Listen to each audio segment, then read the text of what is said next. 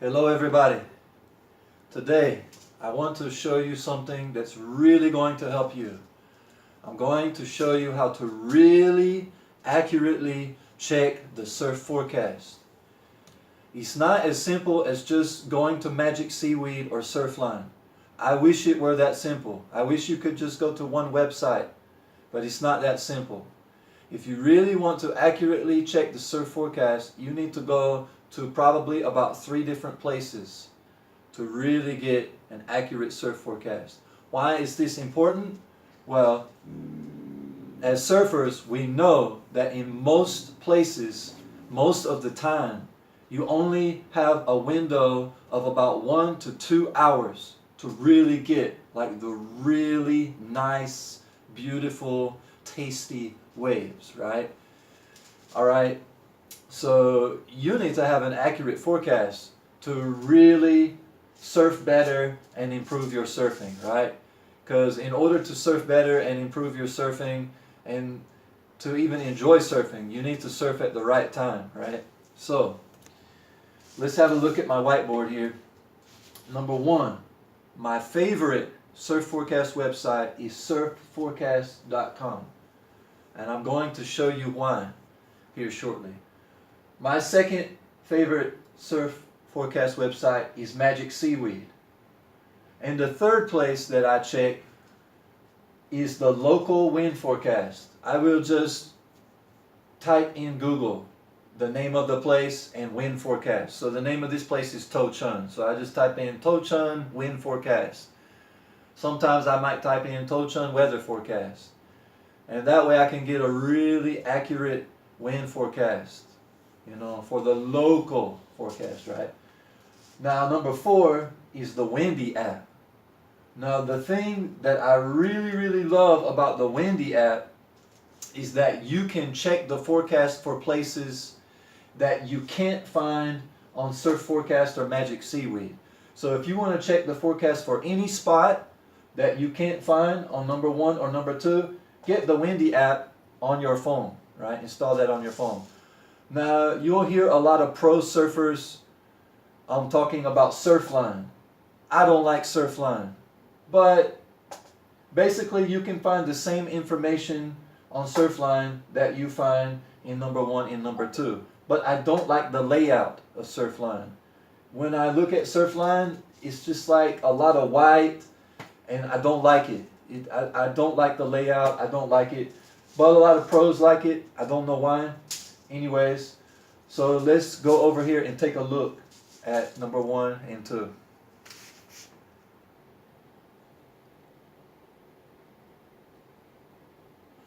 So here we are, surfforecast.com. This is my favorite surf forecast website. Why? Because in addition to the height of the wave, you can see the number, which is the energy. This is the actual energy of the wave. So if you go to Magic Seaweed, on Magic Seaweed, they only show the height of the wave, but they don't give you the energy number. And for me, I find it's very useful to know the energy number. For example, we can see here on Saturday, which of course this is too far in advance to really have an accurate forecast, but this number, 183, 175, if the energy is around this area or less, if it's 100 or less, I know I will be surfing on a longboard, right? If it's more than 100, if it's between 100 and 200 energy, then I know that I can surf on my longboard or my fish. I will most likely surf on my fish. And if it's 300 and up, like on Wednesday and Thursday, you can see the energy, it's around 600, 800, 500. Definitely I can surf on my short boards on these 2 days. And on this day, if I want to surf where it's in the 1,000 range, I would probably surf on my step-up board. So, or step-up or mini gun, right? Or gun, right? Now, in Taiwan, in Ilan, in To Chun, when you see 3 stars and 4 stars and the energy is in the like 2,000 range, usually the waves aren't going to be good. There's a couple of spots where you might be able to score some waves, but usually it's not that good. Of course, you can see the period swell.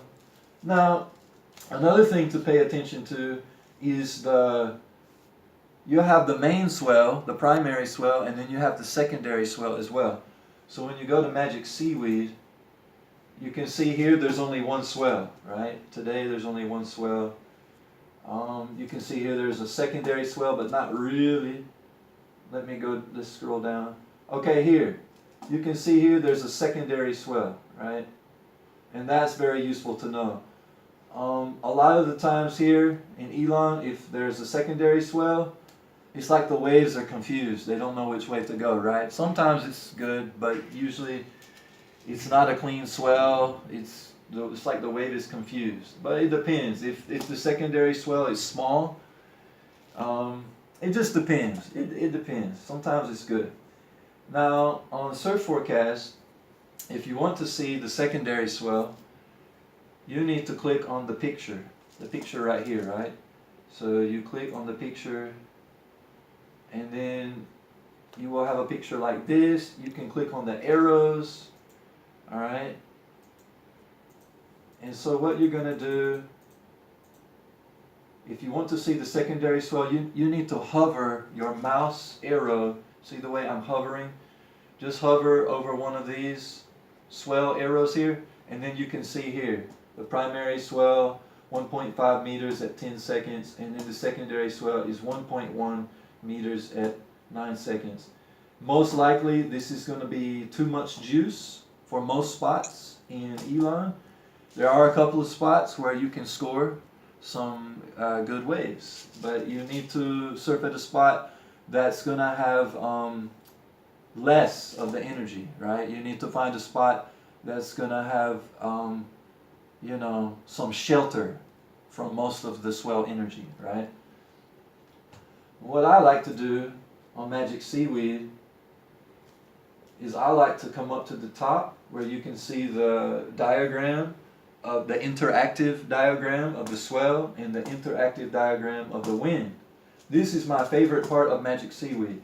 So what I'll do, I'll hover and scroll over with my mouse so I can see what's happening with the wind. If the wind is red, if it's red here, you know the wind is too windy. So you just scroll over until you see the green. Alright? When you see the green here, that's when the wind conditions will be perfect. Alright? When it's blue, gray, and green. So I can tell here it's going to be Monday evening and it's going to be Tuesday. Well, yeah, Monday and Tuesday. So I know already, because this is monsoon swell. This is monsoon northeast swell. So this is wind swell, right? So usually after the majority of the energy and the wind passes through, then you will receive the clean swell with lighter winds, right? So right now there's like mega monsoon northeast swell coming in. Now you need to find a couple of spots with northeast wind protection, right? So if you don't have the northeast wind protection and you want to surf at a spot, you just gotta scroll over and find when the colors are green, blue, or gray, right? So you can see here, that's Tuesday, Monday, Tuesday, and you can look here, you can see the swell is still good, right? Where were we? Yeah, here. You still have plenty of swell and the wind conditions are right. Can come on over a little bit more. Alright, so then it's windy again. Now, the thing that I don't like about Magic Seaweed is that in my experience, over like, I don't know, 7 or 8 years of checking the surf forecast, I have like 8 years experience of checking the forecast. The wind forecast and the tide position forecast is not accurate on Magic Seaweed. It's almost always not accurate. And I recently checked the forecast on Surfline as well. And the tide position also was not accurate. in my experience, the most accurate website for checking the tide position is surfforecast.com. And I really love the layout here. You can see what's happening with the swell at a glimpse. Alright. Here is the tide position. You can see the low and the high here. I really love how it goes from low to high. I really love the layout of surfforecast.com, right? And you can do a lot of exploration here, and there's a lot of good things here. So in my experience, the most accurate forecast of the tide position is here on surfforecast.com. This is very, very critical and very, very important, all right? Usually, from low tide to high tide, you will have 6 hours. Sometimes it's 5 hours, sometimes it's 7 hours. But on average, it's about 6 hours. So we can see today low tide is at 12:26 p.m. after lunch. And then it's high tide at 6:19 p.m. Now, the sun is setting right now at 5 o'clock. And it's pretty cold, so we need to wear our wetsuit. There's a lot of rain. And tomorrow, it's heavy rain. And we know that a lot of the time when there's heavy rain, there will be like some pressure things happening. And a lot of the time, well, not a lot of the time, some of the time, when it's really rainy like this, something will happen where the wind will just like stop magically. I don't know how to scientifically explain that. So you know there's a chance when there's heavy rain that the wind may stop. So be on the lookout for that. Anyways, it gets dark at 5, and in some places, you can still surf until about like, actually you can surf like all the way until sunset. But here in Taiwan, in Ilan, in Tochon specifically, I find that the waves really stop working like 1 hour before the sunset. So it's not really going to be good definitely past 4:30. You can forget it at 4:30. When I used to surf in Malaysia, you could surf like all the way up until sunset, until it's like completely dark. You could still get good waves. But here, it's like 30 minutes before sunset, it stops working. It just shuts down. It's funny. Anyways, most places, all right, the optimal time, the best time to surf is at mid-tide on the incoming pushing tide. In other words, rising tide. So the best time to surf today, if the wind conditions are good, if the energy is not too much, which it is too much today, it's too windy and the energy is too much today, but just imagine it were, then you would need to surf at mid-tide, which is going to be on the rising. So 12:30 is low, mid-tide will be about 3:30. Mid-tide will be about 3:30. So actually you need to get to the surf spot a little bit before mid-tide, all right? So a little bit closer to the low tide, but not too close. So I would recommend getting to the surf spot like 2 hours after low tide. So if the low tide is at 12:30, I would suggest planning to arrive at the surf spot 2 hours after low tide. So you should arrive at the surf spot at 2:30, all right? That means you'll be there 1 hour before mid-tide. You have time to stretch, warm up, prepare your gear. Then you're in the water before mid-tide at the optimal peak time of the waves. You're going to have a perfect surf session for at least 2 hours. And usually we surf for about 2 hours anyways, and then we're tired. All right? Now, so yeah, rising tide at mid-tide, that's the optimal time. However, some surf spots work better at low tide, right? So, sometimes those are point breaks, right? There's a lot of point breaks that work good at low tide. And sometimes they work good on the falling tide, all right?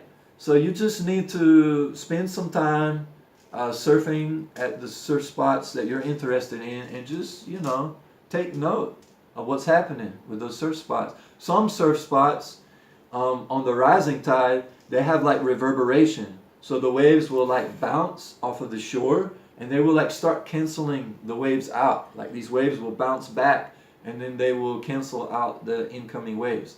So some spots you need to surf like really like at mid tide but closer to low tide, because if it's after mid tide and approaching the higher tide, you will start getting the reverberation.